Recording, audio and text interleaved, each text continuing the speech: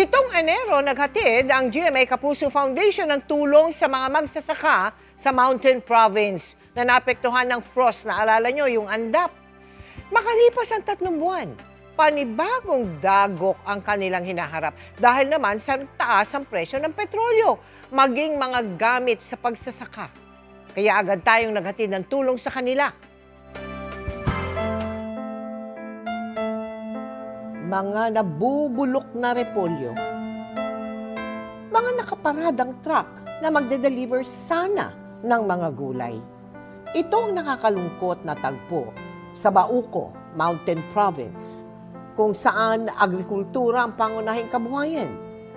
Dahil sa pagtaas ng produktong petrolyo, bunsod ng gulo sa Middle East, hinayaan na lang daw ng mga magsasaka na mabulok ang mga repolyo.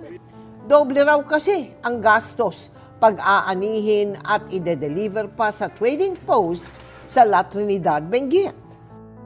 Kwento ng magsasakang si Allen, ang dating full tank ng isang truck, umaabot lang ng 4,000 piso. Ngayon, 10,000 piso na. Luging-lugi na raw sila dahil mababa rin ang bentahan ng gulay. Ang dating 28 hanggang 30 pesos per kilo, ngayon, 4 hanggang 7 piso na lang. Nagbabaka sakali na lang na baka sa susunod na buwan, baka tataas. Yung kasabihan nga, farmers is the backbone of the nation. Dapat sana, mapansin kami ng mga nasa taas. Emosyonal naman si Marilyn na ang mister ilang araw nang hindi makapag-deliver ng gulay. Bukod sa mataas na gasolina, iniinda rin nila ang pagtaas ng presyo ng pataba. Yung pang-spray namin sa patatas, ang taas, yung abono, lahat na ma'am, wala. Nga, pag-uwi.